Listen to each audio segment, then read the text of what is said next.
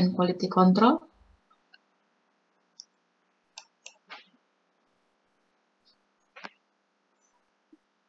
Kalian boleh menjawab ya kalau saya tanya. Boleh open mic sendiri. Sudah dijelaskan belum? Apa itu quality assurance, apa itu quality control, begitu. Kalau sudah, saya berarti skip, nggak perlu menyampaikan ini.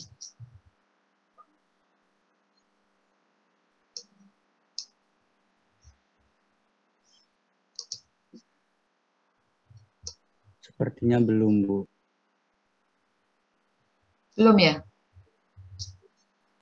Belum. Awal itu hanya definisi kualitas aja ya? Pertemuan pertama. Betul. Oke. Oke, jadi kita akan, karena ini kan judul mata kuliah kita ya, dan kalau tidak salah ada di RPS pertemuan berapa gitu. Jadi saya coba sampaikan sedikit terkait quality assurance dan quality control untuk pagi hari ini. Ini terkait definisi, perbedaan, dan juga metode. Ya.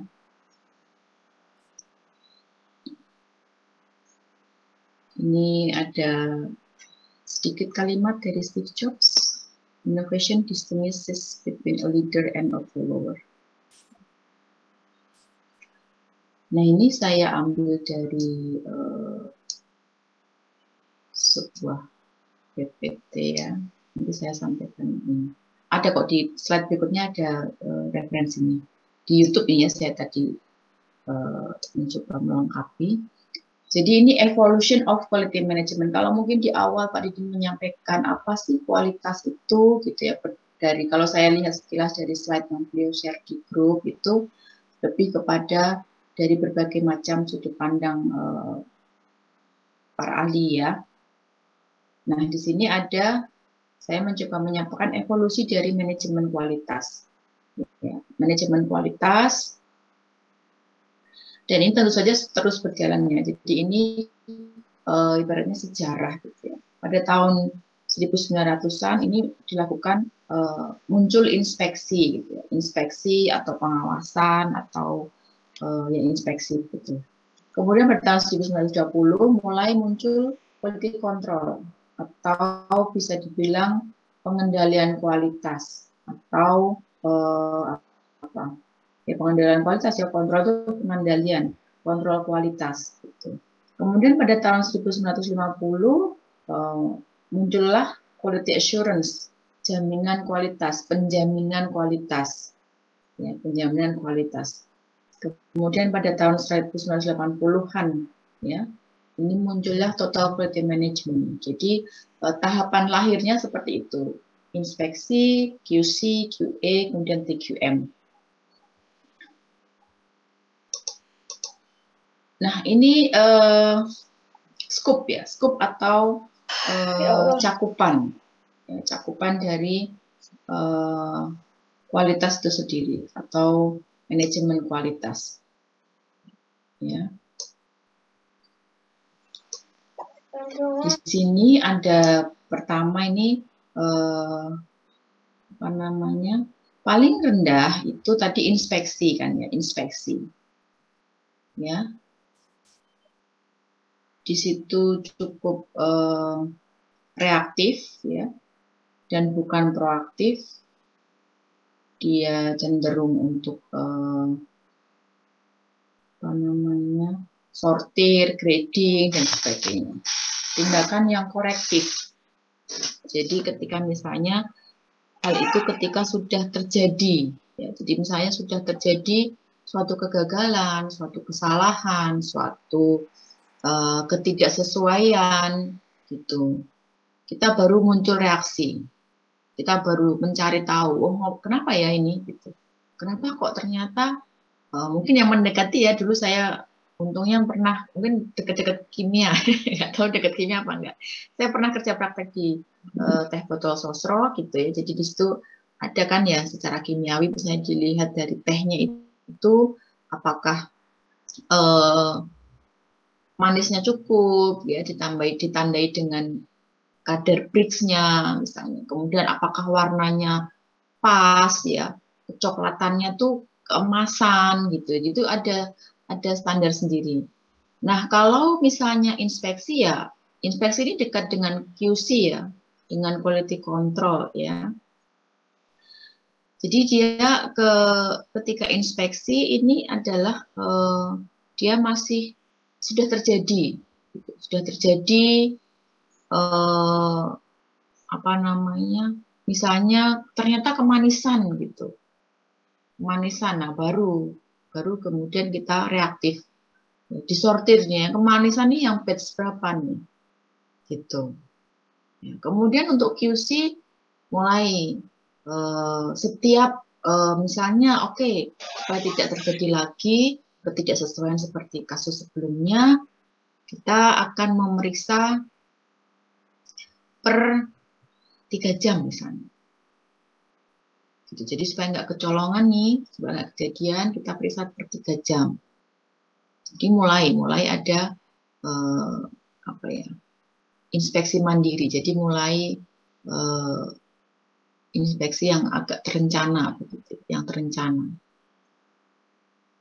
Sementara kalau QA ini juga lanjutan dari QC, ya, lanjutan dari quality control. Rencana yang sudah ada itu kemudian didokumentasikan menjadi suatu sistem, ya, menjadi suatu satuan operation prosedur SOP, begitu. Kemudian juga tidak hanya untuk internal dari perusahaan, tapi juga kemudian melibatkan pihak luar untuk mengecek, mengaudit, menilai. Gitu. Kemudian tahapan berikutnya, evolusi berikutnya adalah TQM atau Total Quality Management. Jadi ini tidak hanya melibatkan floor atau melibatkan lantai produksi saja, ya, di mana proses itu terjadi, tapi juga melibatkan keseluruhan karyawan, keseluruhan stakeholder, begitu. Dan pentingnya kerja suatu tim, gitu. Ini secara umum gambaran evolusi dari kualitas, manajemen kualitas, ya. Nah, ini adalah gambarannya. Ada di mana sih masing-masing tahapan tersebut atau masing-masing tadi evolusi tadi, ya. Jadi nggak bisa dipisahkan ketika kemudian saya bilang bahwa QA dan QC itu terpisah. Itu nggak bisa, ya. Jadi masing-masing ada bagiannya. Terbesar, lingkaran terbesar adalah ada di quality system, sistem kualitas. Ya, kemudian berikutnya quality assurance atau jaminan kualitas. Yang pelaksananya ini adalah quality control atau kualitas, pengendalian kualitas. Ya, jadi ini adalah skopnya, masing-masing tidak terpisah, ya. Masing-masing merupakan bagian. QC ini bagian dari QA, QA bagian dari kalau di sini quality system, ya, QMS, ya, quality management system.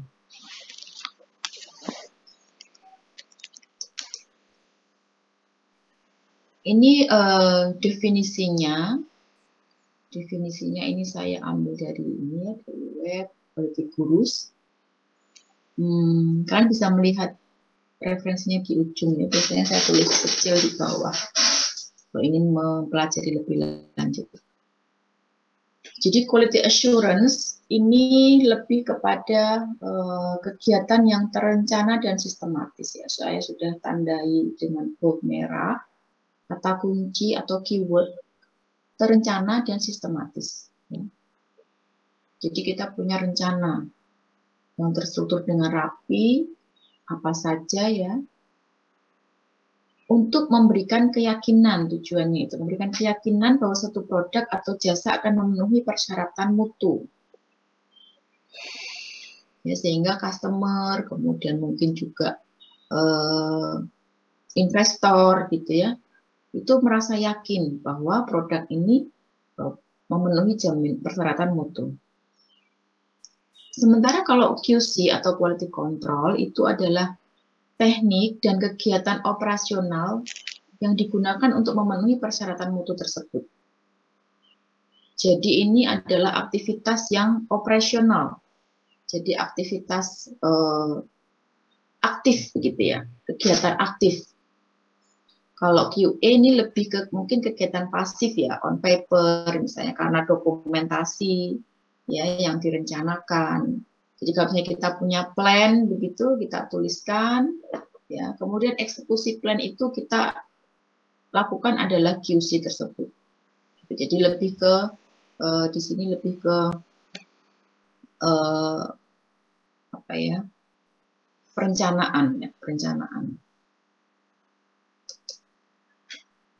Ini ya, berfokus pada perencanaan dan pendokumentasian ya, untuk memastikan kualitas termasuk hal seperti rencana kualitas dan rencana inspeksi dan pengujian. Ya, jadi di sini adalah plan, dokumentasi untuk QA.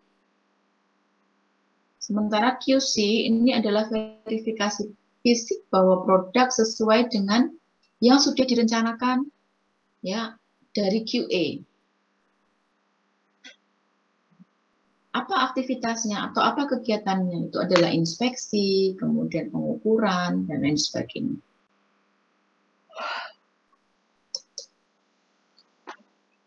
Kemudian definisi yang lain, ini sebenarnya masih satu nafas ya definisinya, hanya memang ada beberapa apa ya, definisi yang disampaikan, tetapi kalau menurut saya masih masih linear, masih satu nafas.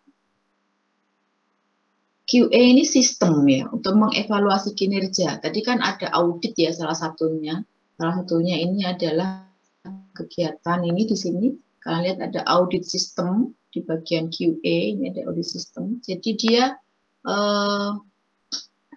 evaluasi kinerja untuk melihat atau mengevaluasi kinerja. Bagaimana sih kinerja perusahaan dari waktu ke waktu, dari bulan, kemudian mungkin semester atau trimester atau catur bulan ya, bisa melihat dari mengevaluasi sistem kita, gitu, mengevaluasi kinerja kita. Kemudian juga mungkin tahunan, gitu. Biasanya ada di dokumen tersebut, kira-kira harus dievaluasi apa saja, berapa lama, begitu. Kemudian juga mengevaluasi kualitas produk terhadap sistem, standar atau persyaratan tertentu untuk pelanggan. Kemudian untuk QC, ini proses, jadi kalau dari sisi ini sistem, QA sistem, sementara QC ini adalah proses untuk memastikan bahwa manajemen pekerjaan, kompetensi, dan kinerja memenuhi rencana kualitas seperti yang dirancang. Jadi prosesnya.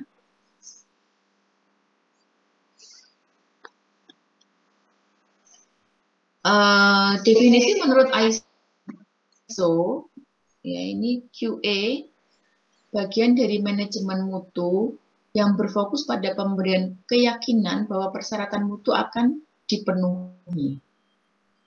Jadi biasanya dalam suatu perusahaan ini QA dan QC ini nggak terpisah ya biasanya. Mereka ada menjadi bahkan sudah di garis miring biasanya dianggap sama QA garing QC gitu.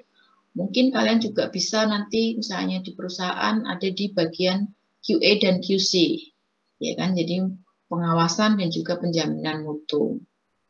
Terutama mungkin untuk produk-produk yang tadi seperti yang saya katakan, misalnya produk-produk kimia ya atau makanan itu kan juga biasanya perlu tahu konten-kontennya. Kalau kimia mungkin luas ya, bahkan bukan makanan, material seperti ini saja kan plastiknya jenisnya apa itu saya rasa orang-orang kimia lebih paham ya dibanding kami yang orang teknik industri gitu. Jadi ada bagian dari manajemen mutu yang merupakan bagian dari manajemen mutu yang berfokus pada pemberian keyakinan. Jadi pemberian keyakinan kan menjamin, jaminan ya. Jadi orang itu yakin bahwa persyaratan mutu akan dipenuhi. Jadi kalau misalnya kita menceritakan apa ya, mungkin seperti kriteria-kriteria yang kita miliki gitu ya. Kayak misalnya di UIN nih, bagaimana kita bisa yakin menjamin bahwa ini semua dipenuhi gitu. Kan kalian kalau pernah mendengar ada audit mutu internal, ada audit mutu eksternal, pernah dengar nggak di UIN itu ada audit mutu internal, audit mutu eksternal, kemudian ada misalnya kita juga akreditasi begitu. Pernah dengar ya? Ini sebenarnya salah satu cara jaminan mutu tadi. Orang luar percaya gitu. Seperti itu.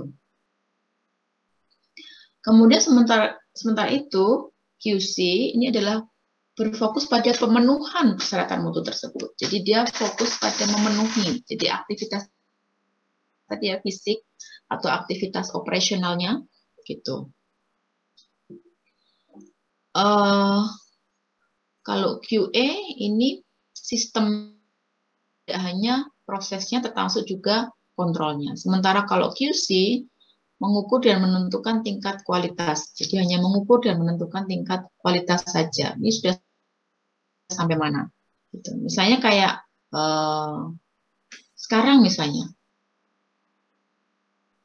sebenarnya di QA assurance itu sudah dijamin bahwa misalnya paling mudah ya yang mungkin bisa kita pahami, pertemuan kuliah itu adalah 14 kali misalnya. Ya, QA menjamin itu. Nanti akan ada, jadi di QA itu sudah disebutkan bahwa pertemuan kuliah itu adalah 14 kali pertemuan, saya begitu. Ya, sehingga kemudian ada jaminan-jaminan apa, jaminan-jaminan dari kampus begitu, sehingga nanti mahasiswa merasa oh ini terjamin saya bahwa akan ada 14 kali. Kemudian kontrol, ya, berusaha untuk dikontrol kan, misalnya dilihat apakah sudah sesuai, berapa persen yang sudah sesuai, ya. Nanti pada akhir semester nanti akan dilihat kinerjanya melalui akademik, sistem akademik itu terlihat, misalnya ada berapa kali pertemuan, ya, atau mungkin tengah semester seperti ini sudah mulai direview berapa orang yang sudah memenuhi atau berapa yang belum memenuhi, ya, kemudian disampaikan. Misalnya, ini salah satu kendali sistem kendali yang dilakukan oleh kampus. Kemudian juga ada apa ya, punishment begitu, punishment atau reward misalnya. Kalau terpenuhi apa, kalau tidak apa gitu. Nah, ini quality assurance, pencegahan masalah, ini what-nya atau apanya, pencegahan masalah kualitas melalui kegiatan yang terencana dan sistematis termasuk dokumentasi. Jadi dia berusaha supaya masalah itu tidak muncul, ya, dengan memberikan rencana, plan, dan juga dokumentasi. Kemudian bagaimananya membangun sistem manajemen mutu yang baik dan penilaian kecukupan, kemudian audit, ya, dan tinjauan sistem itu sendiri. Ini caranya atau bagaimananya. Bangun sistem manajemen mutu. Sementara QC ini adalah aktivitas atau teknik yang digunakan untuk mencapai dan mempertahankan kualitas produk, proses, dan layanan. Bagaimananya menemukan dan menghilangkan penyebab masalah kualitas melalui alat dan peralatan sehingga kebutuhan pelanggan terus terpenuhi. Jadi misalnya kita, kenapa kok hal ini terjadi terus, begitu ya? Kita mencoba untuk melihat atau menemukan. Misalnya kenapa nih kok ternyata perkuliahan ini misalnya tidak terpenuhi, mayoritas perkuliahan tidak terpenuhi misalnya. Oh ternyata apa sebabnya? Pandemi misalnya nih ya. Nah ini beda QA dan QC ya. Kalau QA itu ada di proses, sementara QC itu ada di produknya. QA itu dia proaktif kan sebelum terjadi kegagalan atau ketidaksesuaian. Sementara kalau QC itu reaktif.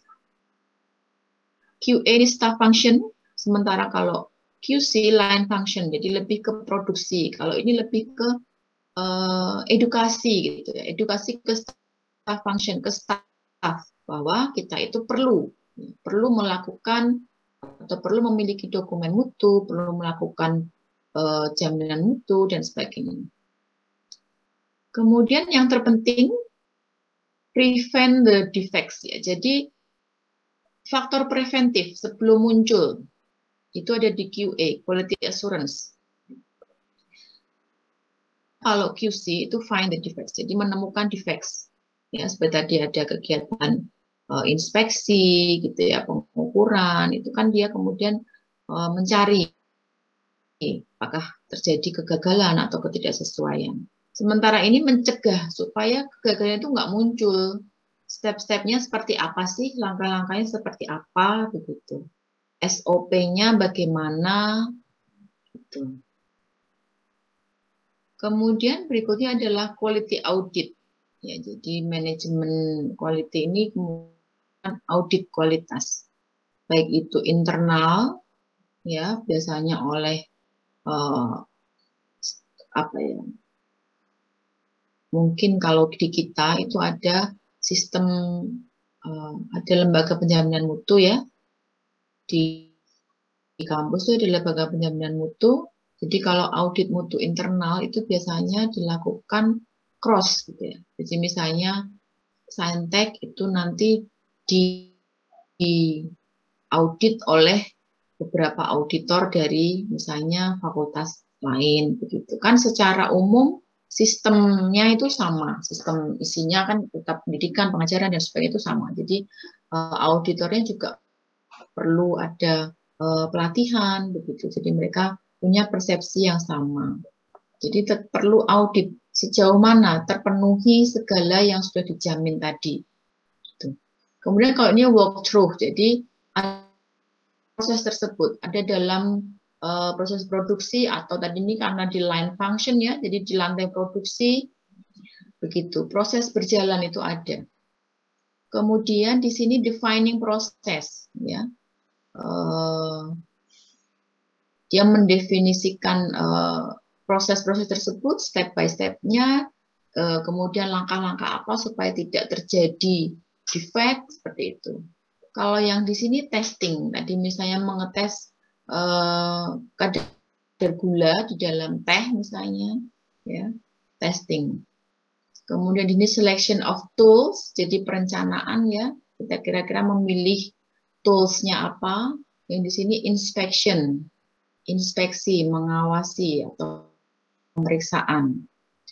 Kemudian yang di QA melakukan training, karena tadi ini staff function, jadi dia memberikan training, pelatihan-pelatihan agar prevent the defects tadi, tidak terjadi defects. Yang QC-nya checkpoint review, jadi dia mereview ya titik-titik yang ada di proses produksi tersebut. Ini sebenarnya juga perbedaan yang mungkin di sisi instrumen atau atributnya agak sedikit berbeda, tetapi pada dasarnya juga sama sih ya. Jadi misalnya tadi nih konsep protect atau tadi prevent ya, ini kan sama, prevent from defect. Jadi menjaga supaya tidak terjadi atau mengeluarkan atau terjadi defect ya. Sementara ini menemukan, sama kan kayak yang tadi, sistemnya juga sama, prevent ini correction, membetulkan, kemudian pendekatannya proaktif juga reaktif, kemudian fokus prosesnya sama. Nah ini emphasize, jadi kalau QA ini lebih ke customer, jadi mereka titik beratnya adalah konsumen, ya bagaimana mereka berusaha agar konsumen itu merasa terjamin dengan produk kita. Gitu. Sementara kalau QC ini adalah standar. Kayak tadi misalnya kadar gula itu kan sudah ada ya standarnya, Brix-nya antara sekian dan sekian.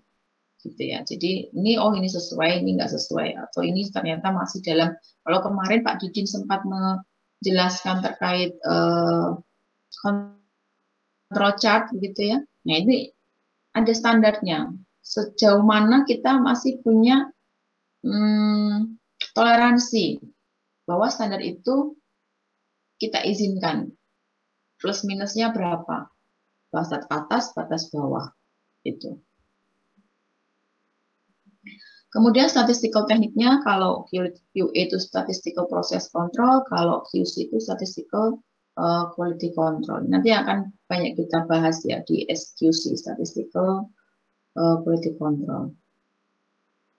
Kemudian kalau level aktivitasnya QA high level, karena tadi meliputi salah satunya adalah dokumentasi, seperti ya. QC kan di dalam dari QA, jadi dia lebih ke operation atau low level activity. Nah, dengan membaca tadi pembahasan dari saya QA dan QC, coba sekarang kalian tebak di kolom chat, ya, jawab antara A dan C. Nomor 1 itu A atau C?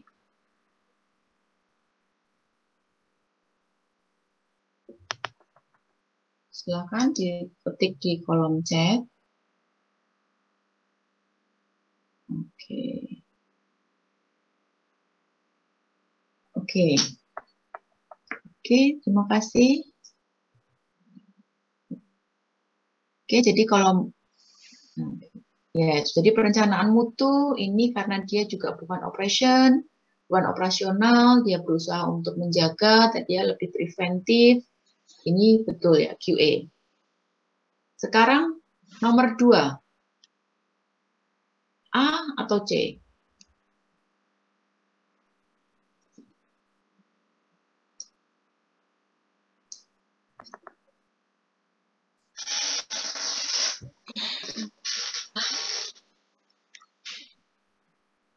Oke, ya, inspeksi tadi, pengawasan ya,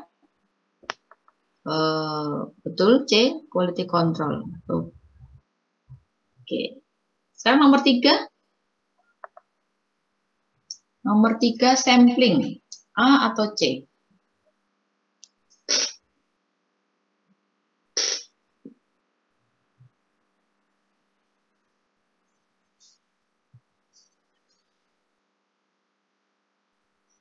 Oke. Nomor 4, sertifikasi ISO, A atau C nomor 4?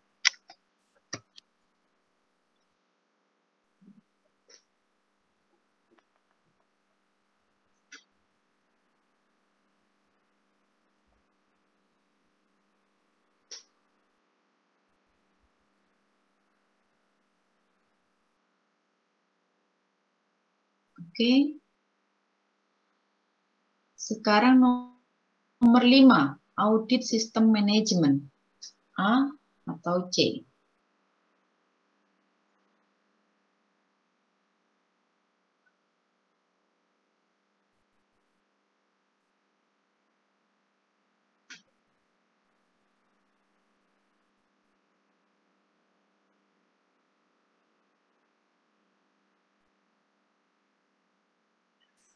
Terakhir, nomor 6, pengujian.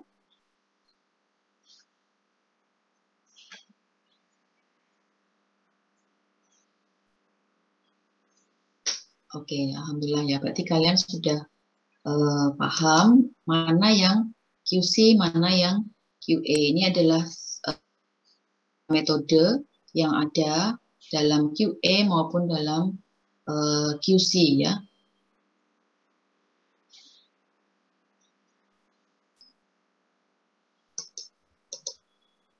Nah, ini kemarin Pak Didi sudah menyampaikan terkait akurasi dan presisi.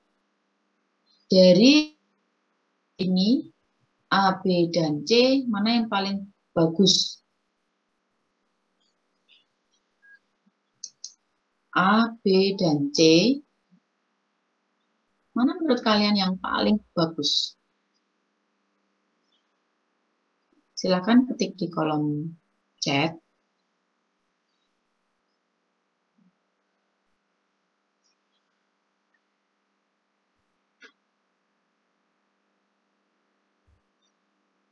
Oke.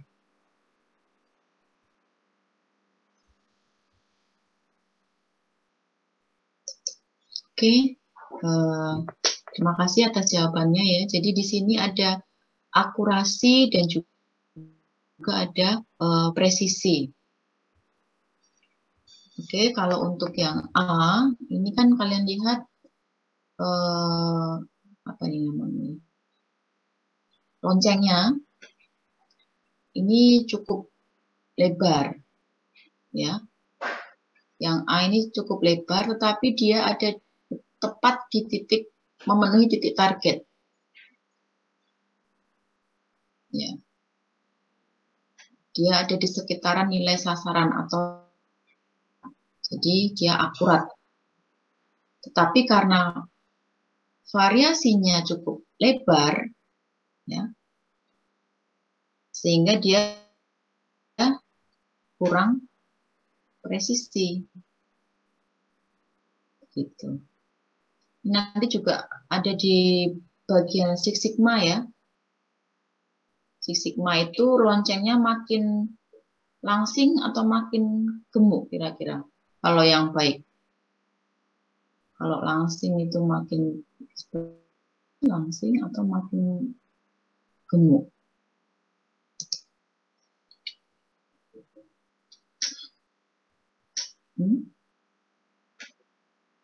Langsing ya. Oke. Ya bagus ya langsing Bu ya. Jadi makin langsing ya, dia makin langsing. Variannya makin kecil. Gitu. Kalau varian makin kecil kan harapannya kalau kita buat seperti kemarin,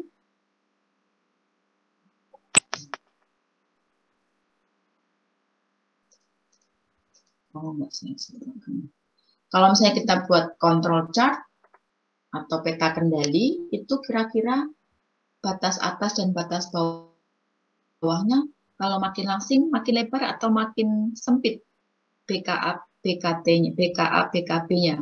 Batas kendali atas dan batas kendali bawahnya atau sempit kalau gambarnya itu makin langsing.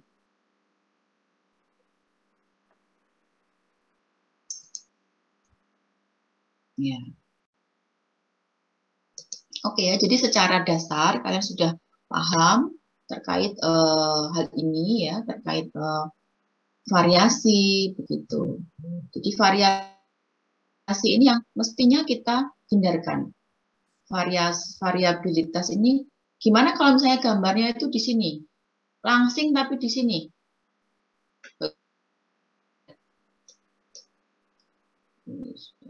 Langsing tapi di sini. Di luar nilai rata-rata. Kurang bagus ya. Oke. Jadi kita ingin supaya variasi dari suatu produk itu tidak besar ya. Kita ingin mengecilkan, makin mempersempit variasi tersebut. Gitu ya. Tidak luas sehingga harapannya produk kita akan semakin baik begitu. Ini untuk tabelnya kemarin sudah disampaikan oleh Pak Didin juga. Saya hanya mencoba merefresh. Ini yang bagus yang mana? A, B, C, D.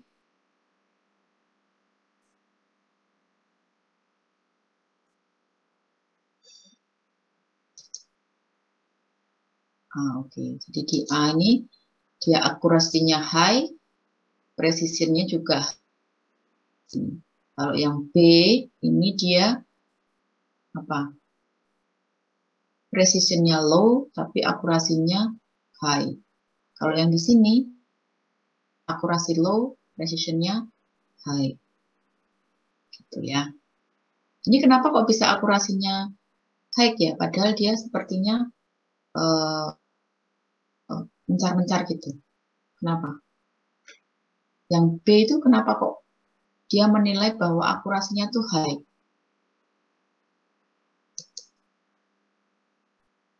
Boleh dijawab di kolom chat atau boleh open mic. Kenapa yang B? Kalau yang A oke lah ya. Yang C itu juga kelihatan lah. Oke.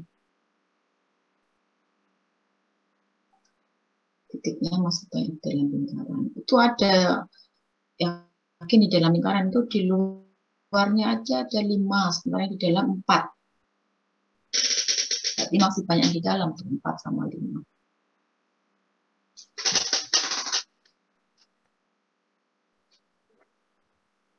Iya, ya masih terfokus pada titik pusat. Jadi kalau misalnya kalian perhatikan ini rata kan, ada di sini ini rata, kiri bawahnya ini rata. Ya, kalau di sini kan dia cenderung ke kiri semua, yang D itu, ya kan?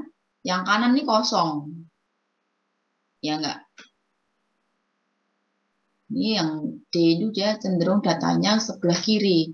Sementara kalau B, meskipun dia mencar-mencar, tapi dia rata antara kanan, kiri, atas, bawah ini dia rata. Sehingga dia punya akurasi yang cukup tinggi, meskipun presisinya kemudian low atau rendah. Oke, sampai di sini ada pertanyaan nih slide untuk QA QC sudah cukup. Ada pertanyaan? Izin bertanya. Oke, silakan. Silakan Ilham. Tadi kan Ibu bilang kalau tersortir misal teh botol tadi terlalu manis atau enggak terlalu manis. Nah, dari hasil tersortir itu nanti dikemanain Bu? Apa dibuang atau dikemanain lagi? Maksudnya hasil dari produknya? Enggak, yang tersortir tadi Bu. Hah? Yang atau apa? Yang terlalu manis. Tersortir Bu, yang terlalu manis tadi. Lah ya berarti produknya kan? Produknya teh itu diapain gitu? Iya. Oh. Yang Kalau manis. pengalaman saya di sana? Ya mungkin. Oh, sebentar. Aku masih ngaca.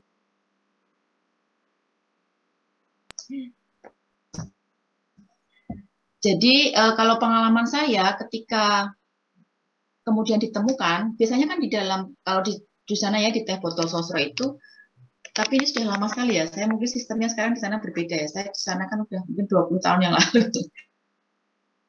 Kalau saya sistemnya berbeda ya mohon dimaafkan. Pengalaman saya dulu ketika misalnya diketahui bahwa ada yang tidak sesuai, baik itu misalnya warna ya, warna tuh mereka punya grade. Jadi mereka punya grade, kalau misalnya kalian punya biasa meneliti pakai misalnya kertas lakmus atau apa gitu ya, dengan standar warna, itu kan ada gradasinya ya, misalnya pink apa gitu ya, sampai kemudian jadi merah bata, merah coklat misalnya kayak gitu.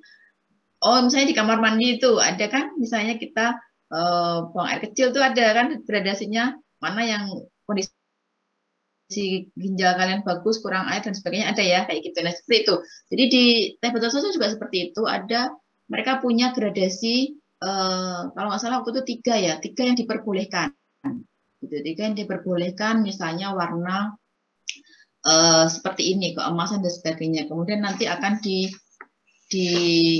dicek gitu ya, baik dengan lampu atau kayak misalnya sekarang itu IG yang YouTuber atau apa tuh mereka coba pamer saya seperti ini produknya ya gitu, mencoba untuk dilihat kira-kira sesuai nggak warnanya. Kemudian kalau Brix tadi ya kadarnya juga plus minus, misalnya Brixnya ditentukan sekian, plus minus kalau lewat batas atas berarti dia tidak sesuai. Bagaimana ya, mereka harus ini batch tersebut biasanya mereka rework, mereka tuang kembali. Jadi mereka memang akan rugi waktu dan juga akan rugi ini ya, tenaga ya, waktu tenaga begitu. Tapi memang akan diulang kembali prosesnya, begitu. Gitu ya. Jadi kalau untuk yang tidak sesuai untuk di teh botol sosro itu biasanya akan diulang kembali. Dan tentu saja kan kalau itu tidak rugi bahan baku ya, kan masih sama bahan bakunya. Cuman mungkin nanti ditambahi air atau bagaimana gitu. Tapi kalau produk-produk yang dia sensitif, sudah rusak gitu, nggak bisa di-rework, ya bisa jadi kerugian untuk perusahaan. Gitu. Jadi itulah kenapa kita perlu tadi ada perencanaan kira-kira berapa jam sekali diinspeksi atau berapa jam sekali ada dikontrol, ada QC-nya tuh berapa kali ya. Saya lupa berapa kali kalau QC di Sosro itu, tapi yang jelas cukup sering sih. Mungkin 3 kali ya, pagi siang sore. Jadi nanti batch mana yang ternyata produknya ternyata tidak sesuai. Gitu. Kalau masih bisa ditoleransi ya ditoleransi, is okay, nggak apa-apa. Tapi kalau sudah keluar batas biasanya oleh mereka akan di rework. Begitu ya. Baik, Bu, terima kasih. Ya. Mungkin ada pertanyaan lain, silahkan. Saya Bu izin bertanya. Silahkan, Siska. Izin bertanya Bu terkait sertifikasi atau pelatihan apa saja yang akan menjadi nilai plus saat apply ke QC maupun QA Bu. Terima kasih. Oke. Sebenarnya kalau sertifikasi itu tergantung ini ya, mungkin perusahaannya di bidang apa gitu ya. Kalau untuk QA QC, kalau saya pernah ikut pelatihan itu terkait Six Sigma gitu ya. Seperti itu. Saya di situ ikut jadi kayak kalau kalian di Six Sigma itu tahu ada tingkatan green belt, white belt, tahu nggak black belt seperti itu. Jadi nanti ada sertifikasi seperti itu. Itu juga bagus untuk. Tapi kalau black belt mungkin mahal ya. Saya nggak tahu sih kalau white belt itu masih dasar sekali, itu masih gratis kalau yang saya. Tapi memang bukan yang resmi ya. Kemudian kalau QA QC, jadi tadi ya sertifikasi terkait Six Sigma bisa, kemudian sertifikasi terkait kalau sekarang kita lagi menggalakkan halal itu juga bisa, misalnya auditor halal. Tapi kalau auditor halal berarti jadi ini ya, jadi auditor ya. Malah nggak boleh itu di perusahaan. Jadi malah auditor halal itu kan orang luar harusnya. Jadi orang dalam itu nggak harus jadi auditor. Jadi orang dalam itu kalau misalnya kalian di perusahaan itu malah bukan jadi auditornya, tapi menjadi saya lupa, penyelia halal. Ini juga perlu sertifikasi penyelia halal dan sepertinya nggak mahal kalau penyelia halal ini. Itu kemudian mungkin bisa carikan lagi ya kira-kira apa sertifikasi-sertifikasi yang bisa mensupport, atau kalian bisa nanti mencari di apa ya, Badan Nasional Sertifikasi Profesi BNSP. Kalian bisa melihat berbagai sertifikasi yang mereka tawarkan. Ya, di situ ada BNSP ya, Siska ya. Ya, baik Bu, terima kasih. Ya. Ada lagi mungkin, silakan. Izin bertanya, Bu. Silakan. Tadi kan di bagian perbedaan QA dan QC itu sempat disebutkan kalau di QA itu staff function, sedangkan kalau di QC itu line function. Nah itu perbedaannya apa ya Bu? Bisa tolong dijelaskan lagi? Saya masih kurang paham yang staff. Oke. Jadi maksudnya staff function ini lebih ke edukasi. Dalam artian QA itu kan perencanaan dan pendokumentasian ya. Melibatkan staff, melibatkan karyawan yang dia itu harus punya komitmen begitu. Ya. Mengupgrade dirinya, harus mentaati dokumen tersebut, seperti itu. Jadi lebih kepada lebih ke mind ya, lebih ke pemikiran bahwa ini harus kita jaminan mutu ini gitu. Sementara kalau QC kan kita lebih ke melihat ke line produksi kayak tadi, kita langsung melihat misalnya mengambil teh botol, kita cek begitu. Gitu ya, lebih ke situ ya.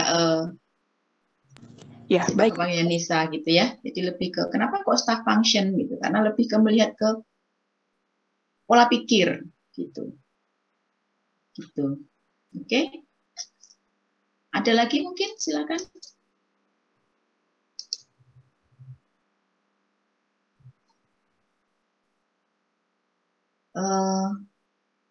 Kalau besok pagi kita 7:30 siap? Masih ngantuk nggak?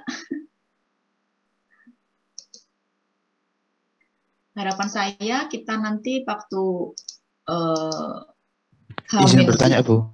Oke, silakan Adam. Apa namanya?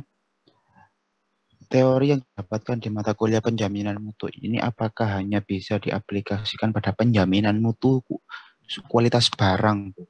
Kalau jasa apakah ada teorinya sendiri atau dari mata kuliah yang kita dapatkan ini juga bisa diaplikasikan untuk jasa juga, Bu? Seperti itu. Kan apa namanya? Nggak semua perusahaan itu jualan barang, tapi ada juga yang jualan jasa. Tentunya jasa dari perusahaan yang dijual itu kan juga butuh dikontrol gitu. Oke. Terima kasih. Mungkin bisa kamu contohkan jasanya apa? Logistik, Bu. Oke, kalau jasa logistik itu tentu saja bisa ya kita gunakan penjaminan mutu ini. Misalnya kayak pengiriman barang, kita punya data misalnya kuantitasnya sesuai nggak yang kita kirimkan, ya kan? Misalnya berapa ton, berapa kilo, dan dari sisi waktunya, ya enggak? Misalnya kita mengirimkan hari ini harusnya sampai sana itu perjalanannya berapa hari, berapa jam, atau berapa menit, atau berapa detik, sesuai enggak? Nah itu kan bisa kita jadikan pengendalian juga.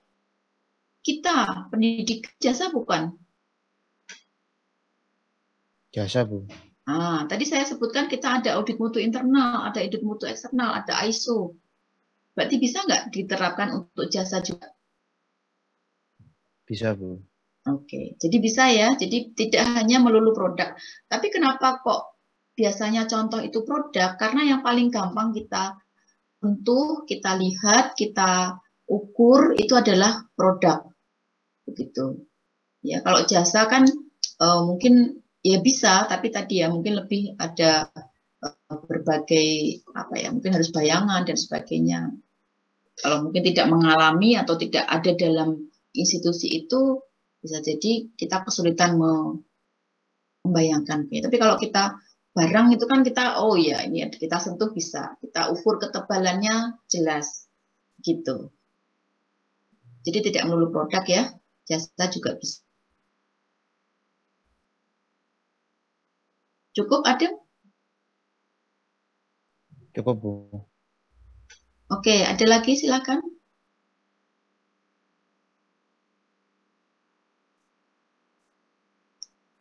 Presensi bisa kalian ini di daring ya. Silakan kalau ada lagi yang mau bertanya terkait materi kita pada pagi hari ini. Jadi nanti kita akan ada QA, QC, kalian bisa masuk ke QA, QC gitu ya. Biasanya memang orang-orang kimia yang di QA, di QC karena paling paham detail dari bahan, ya. Paling paham detail bahan, jenis-jenis bahan, gitu kan. Kalau orang TI itu mungkin kurang paham. Ya, dia ngerti tools-nya gitu ya, tapi detail dari bahan ini kurang mengerti gitu. Juga. Tapi untuk produk-produk mungkin yang ini ya, yang kayak tadi misalnya garment, kain gitu ya. Kalau produk makanan ini biasanya orang-orang kimia.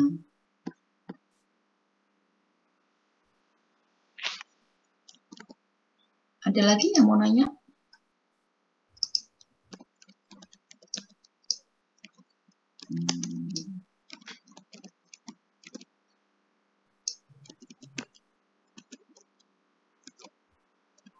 Kalau kemarin Pak Didin sudah menyampaikan kait peta kendali ya. Sebenarnya peta kendali itu ada banyak sih jenisnya ya. Saya nggak tahu apakah kalian ingin mempelajari semua atau sebagian kecil saja, atau cukup kemarin yang diberikan oleh Pak Didin ya. terus terang saya ini pertama kali mengajar di kimia, jadi masih belum kan. Kalau jaminan mutu lab itu ada pelajaran sendiri nggak? Misalnya Sampai SOP sekarang itu. nggak ada. Hah? Sampai sekarang nggak ada kalau itu. Sekarang kalian semester berapa? 4. Oke, nanti coba saya tanya ke Bu Imelda ya. Misalnya kayak SOP ketika masuk lab gitu-gitu kan mestinya ada ya. Oh, kalau itu ada Bu pelatihan. Oh, itu ada pelatihan ya. Tapi untuk misalnya mengukur yang sudah diteliti gitu nggak ada.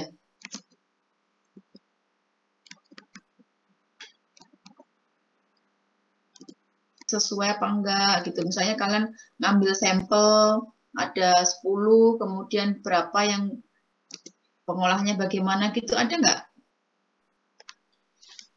Kalau seperti itu kayaknya itu Bu, masuknya di mata kuliah di kimia.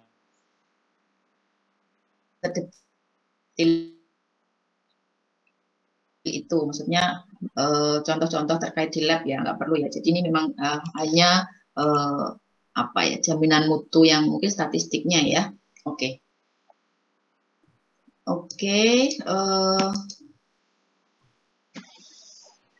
Sebentar saya.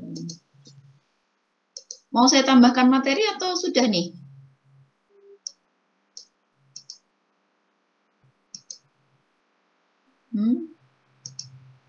Cukup atau mau ditambahkan lagi atau kita lanjut besok?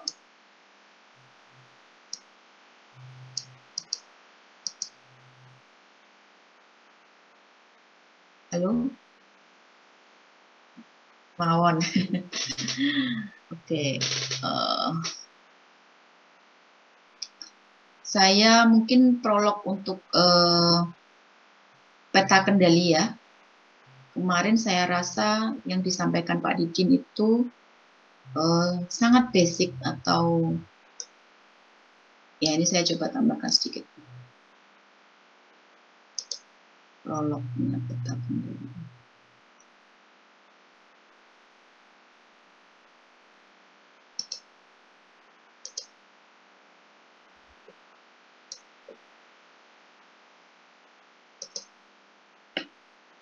Sudah terlihat? Sudah, Bu. Oke, Bu. Kemarin Pak Didin memberikan satu contoh soal ya. Kalau saya lebih ke, ini prolog, jadi lebih ke konsepnya dulu. Untuk kelanjutannya minggu depan kita akan sambung. Kok minggu depan? Besok pagi ya. Jadi dalam suatu kegiatan proses produksi, input, ya, kemudian kita ada proses di situ, ya. Setelah proses kita pasti akan ada output. Outputnya itu bisa punya atau output yang tidak punya nilai tambah. Yang bisa kita sebut itu bisa waste, sampah, ya, dan sebagainya. Begitu. Dalam proses ini, ya, kita punya di sini ada namanya inspeksi, ya, pengawasan, pengukuran, dan komparasi dengan apa? Tentu saja dengan standar kita. Ya, apakah dia sesuai dengan standar yang kita miliki? Begitu. Kita kan ini punya target ya. Target ini berarti kan standar. Itu pengukurannya, kemudian juga mungkin jumlahnya, kemudian mungkin kriteria-kriterianya, begitu. Kalau sesuai ya berarti kita output bisa menghasilkan yang tidak baik, produk baik atau produk yang bernilai tambah. Kalau ternyata tidak sesuai, maka akan kita lakukan tadi. Kita lihat, kita koreksi. Apa yang harus kita lakukan? Apakah masih bisa di-rework? Kalau tadi kasusnya teh botol sosro, kalau hanya sekedar gula, ya bisalah ya di-rework, kita tambah air misalnya. Oke, kita koreksi, balik lagi ke proses. Tapi kalau tidak bisa di rework, ya sudah, dia akan menjadi scrap atau produk gagal. Misalnya kita bikin kue kosong, ya udah, atau bantat, ya sudah, scrap, akhirnya kita buang. Nah, posisi QC atau quality control itu di sini. Jadi di operation tadi ya, operasi, dia reaktif, dia ada di line function, jadi ada di sini.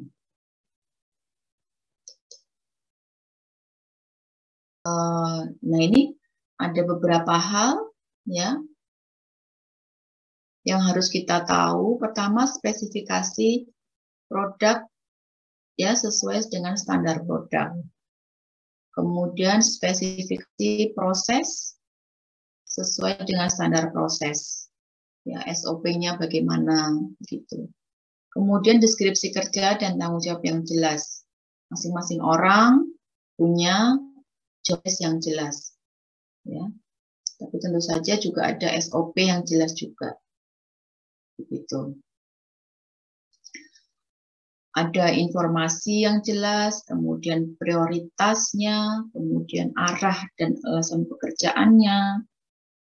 Ya, kemudian ini penetapan spesifikasi proses, banyak sekali yang perlu kita jadikan tanda tanya atau perlu kita lakukan.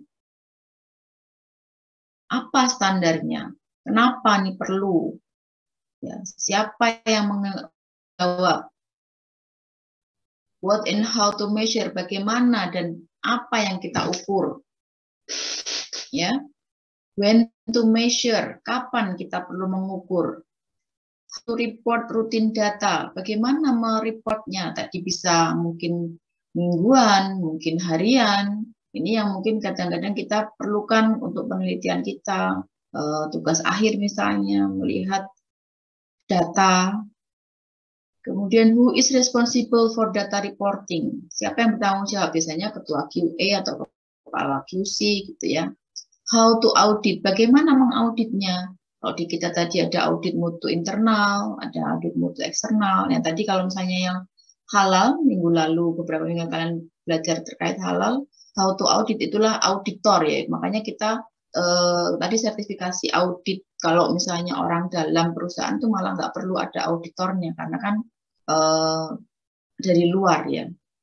Ya sebenarnya bisa saja, cuman ya nggak ada manfaatnya juga. Kita nggak bisa mengaudit punya kita sendiri. Gitu. Nanti terjadi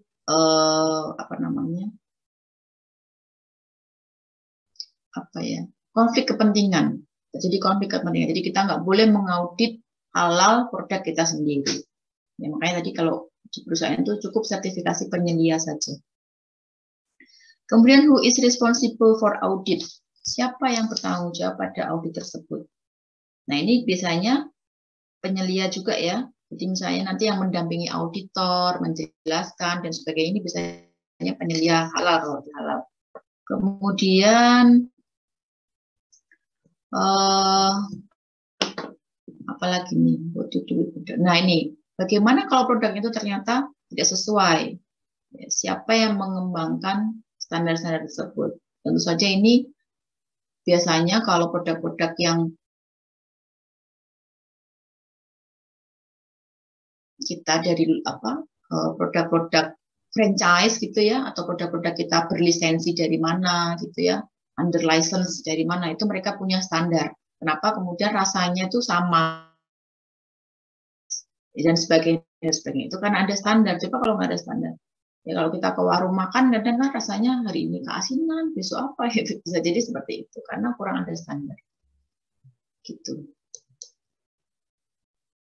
Kemudian berikutnya, kalau tadi adalah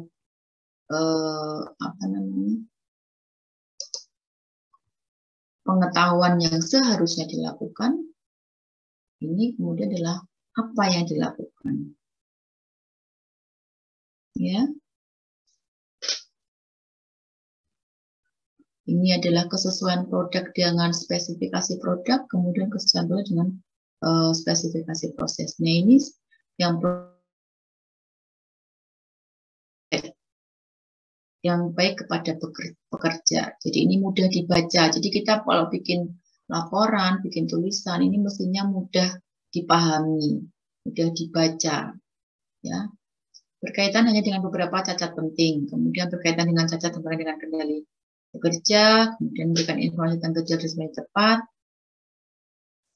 Jadi feedback itu bisa menjadi masukan, kemudian juga dibaca oleh orang lain lebih mudah. Jadi misalnya ada shift-shift ya, shift A, shift B, shift C, gitu. Shift pagi, siang, malam.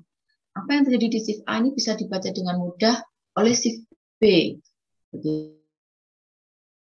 Bisa saja kan dilanjutkan oleh shift B, ketidaksesuaian tersebut.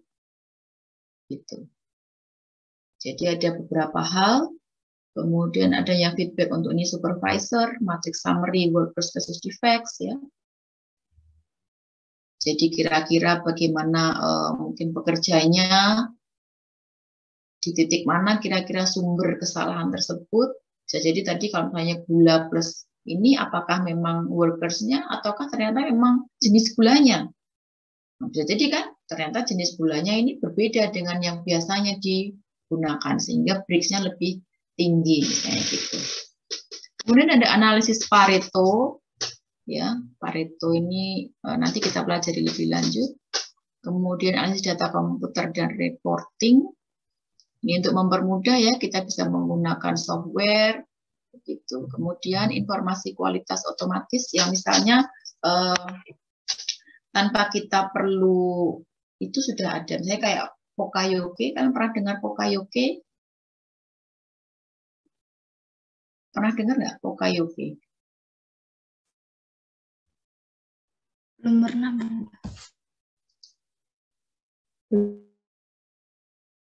Kita tidak mungkin melakukan kesalahan otomatis. Contoh, ketika kalian ngecas HP gitu. Colokan HP kalian ya dengan sumber ini, kalau berbeda kira-kira bisa masuk nggak? Enggak, Bu. Ah, itu namanya Pokayoke. Jadi nggak mungkin dia bisa masuk ketika nggak sesuai. Berarti kan sudah secara otomatis kualitasnya terjaga bahwa dia akan masuk ketika benar, sesuai, gitu kan? Gitu. Nah, itu salah satu. Jadi salah satu yang tidak mungkin ada kesalahan. Sudah didesain secara otomatis. Kemudian misalnya juga ada sensor. Ya. Jadi sensor itu juga otomatis, kalau dulu saya di Sosro itu ada sensor di bawah, ada satu apa namanya belt conveyornya itu yang diberi sensor. Jadi ketika misalnya tehnya itu dalam itu ada benda asing, misalnya ada mungkin kemasukan kurang tersaring dengan baik gitu ya, ada teh yang masuk, dia otomatis botol ini akan disingkirkan dari barisan. Sensor ini akan mendeteksi, gitu. Jadi ada otomatis, gitu. Nggak perlu kita ngecek satu-satu apakah ada item-itemnya atau benda asing, itu nggak perlu. Ada sensor sendiri yang kemudian akan menyingkirkan otomatis produk tersebut, gitu. Oke, kemudian ini dulu ya.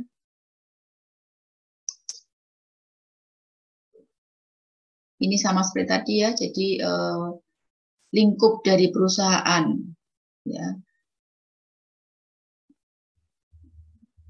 Ini tadi input, kemudian proses, kemudian ada output. Terus yang akan diterima oleh konsumen. Ini produknya yang baik akan kita ke konsumen, produk yang perlu rework juga di rework, atau produk yang perlu dibuang atau waste atau rusak. Nah, ini pengendalian kualitas. Ini ada yang kita sebut dengan SPC ya, jadi Statistical Process Control. Ini digunakan untuk mengurangi variasi proses. Kayak tadi dijelaskan ada apa tadi? Presisi dan akurat. Jadi kita berusaha untuk mengurangi proses. Ya.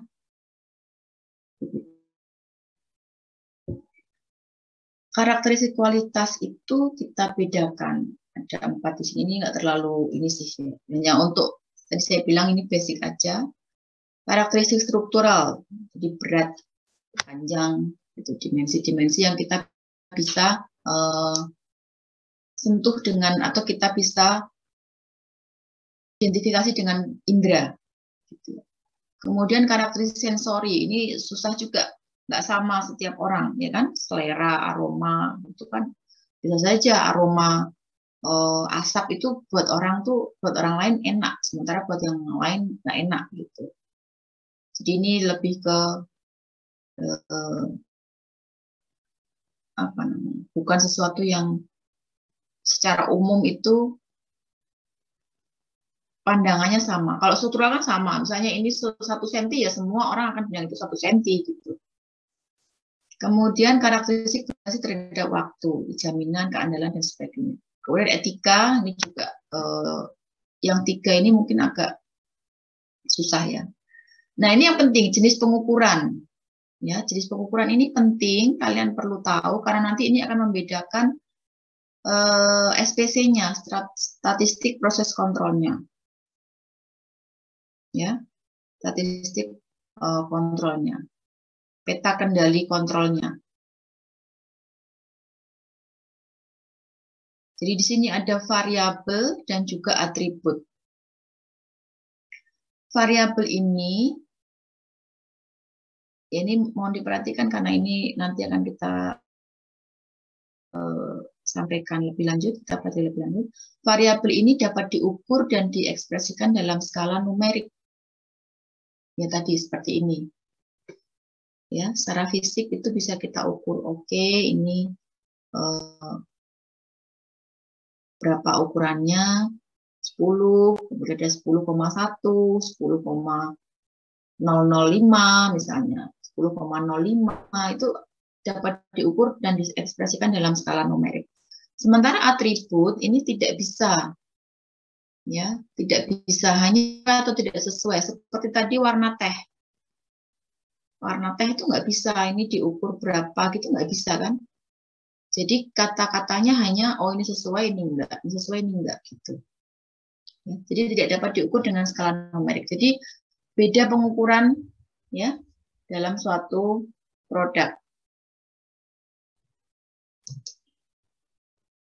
Ini skala-skala pengukuran ada 4 ya. Kemudian ordinal, ini ranking ya atau urutan. Kalau nominal ini tadi misalnya baik atau cacat, kategori suatu kondisi. Jadi ini hanya untuk pengetahuan saja kalau ini ya. Ini mungkin kalau kalian nanti nggak terlalu digunakan. Nanti kalau lebih lanjut digunakan. Pengetahuan aja kalau skala itu ada 4 ya, skala interval, kemudian skala rasio.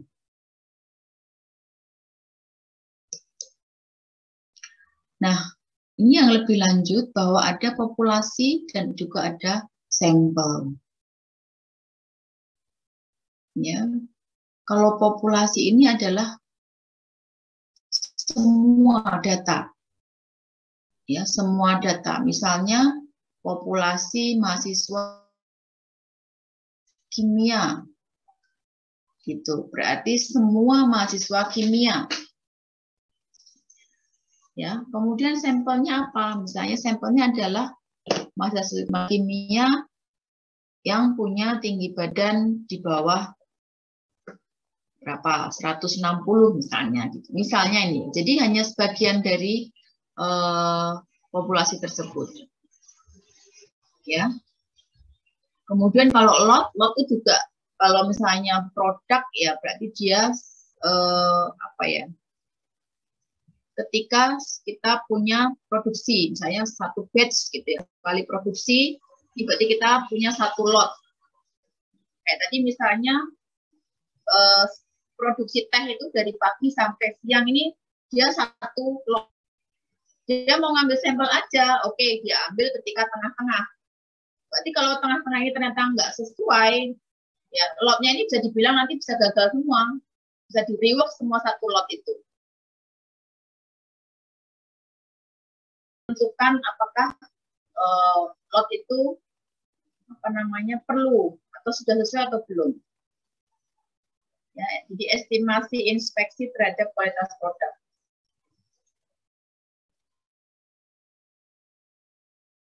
Ya, populasi, sampel, dan sensus. Kalau sensus ini berarti keseluruhan ya, keseluruhan dari enumerasi dari setiap item dalam populasi. Kalau kalian bisa bayangkan tuh sensus penduduk Indonesia, berarti semua penduduk Indonesia tuh dihitung, di data. Gitu ya. Kalau populasi ini hanya yang ingin kita ketahui aja. Misalnya kayak tadi saya ingin tahu mahasiswa kimia. Oke, saya kemudian populasinya jadinya seluruh mahasiswa kimia. Tapi sampelnya yang saya ukur itu hanya mahasiswa kimia yang mengambil mata kuliah penjaminan mutu saja, misalnya kayak gitu. Ya. Ini sampel random. Kalau random itu berarti kita artinya ngambilnya itu kita nggak menentukan gitu ya. Saya acak aja. Misalnya kayak saya menyebutkan random. Di sini saya sebutkan Adeline Sekar, Mutik, Rosita, Raihan. Ini saya random bacanya. Tapi kalau saya baca misalnya Nikmatul Khairia, Siska, Muhammad, Adeline Sekar di chat partisipan saya di kolom partisipan ini nggak random karena saya bacanya urut dari nomor 3, 4, 5, 15 gitu misalnya. Jadi itu bukan random kalau saya bacanya urut seperti tadi. Tapi kalau random ya udah saya acak aja manggil sembarang, terserah saya. Gitu. Kemudian ini bedanya sampel dan populasi secara gambar. Ini distribusi probabilitas, ini ada discrete dan continue. Ya, distribusi itu kan berarti semacam penyebaran gitu ya. Discrete dan continue. Datanya itu discrete atau continue. Kalau discrete itu berarti namanya itu satu-satu gitu ya. Misalnya 1, 2, 3. Seperti misalnya ya pensil 1, 2, 3 begitu. Tapi kalau continue itu berarti terus menerus ya. Jadi nggak bisa kita lihat satuan. Itu kayak air mengalir gitu kan, kita nggak bisa tuh mutus air. Satunya air tuh di mana? Nggak ada kan? Nggak bisa kan kita putus gitu. Jadi itu continue. Tapi kalau discrete ya bisa kita lihat satu-satu. Ini ya bedanya, kalau discrete ini satu-satu seperti ini, putus-putus, tapi kalau continue ini bersambung seperti ini. Ini kemudian ada distribusi continue sebentar. Oke. Distribusi continue, ya, seperti yang kita lihat tadi terkait dengan akurasi dan juga presisi tadi ya. Kita lihat distribusinya di sini. Ini adalah distribusi normal, ya, misalnya normal seperti ini. Kemudian di sini ada rumusannya. Ini mungkin skip aja nggak apa-apa. Ini bentuk atau bisa disebut juga bentuk lonceng ya biasanya. Normal karena dianggap bahwa pusatnya ini ada di sekitar rata-rata ini ya. Sebarannya di sekitar sentralnya. Ini kan rata-rata ini kan rata-rata. Jadi pusatnya ada di sini. Jadi makin menjauh ini makin sedikit. Ini data normal. Taruhlah misalnya mahasiswa tuh nilainya banyakkan di sini tuh B, di sini tuh A misalnya. Di A, kemudian B makin menurun, E misalnya. Gitu. Jadi itu normal. Tapi kalau misalnya E-nya ada banyak, itu berarti nggak normal tuh mestinya. Misalnya ya. Nah, saya hanya akan sampai di sini saja terkait dengan kemarin ya ada ini mungkin kemarin sudah dijelaskan juga oleh Pak Didin ya. Jadi ini ada batas kendali atas, kemudian ini batas kendali bawah, dan di sini adalah rata-ratanya ya. Seperti itu. Kalau ini distribusi nilai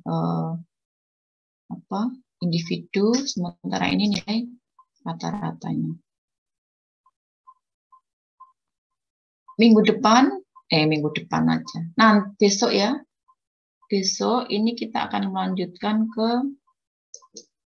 ini, berbagai macam peta kendali, kesalahan, dan seterusnya. Ini akan saya lanjutkan besok. Jadi PPT-nya saya berikan besok saja ini ya. Atau mau diberikan sekarang? Biar untuk belajar.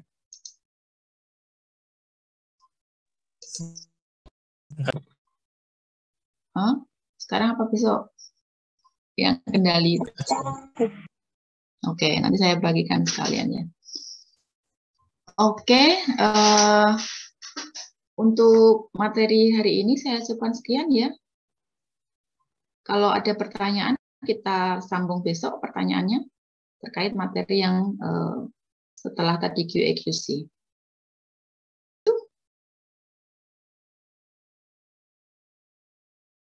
Oke. Baik, Bu. Oke, jangan lupa presensinya besok pagi 8. Semoga saya tidak terlambat ya, karena dari rumah. Semoga tidak terlambat setengah 8. Mohon maaf kalau ada kesalahan, saya cukupkan sekian. Assalamualaikum warahmatullahi wabarakatuh.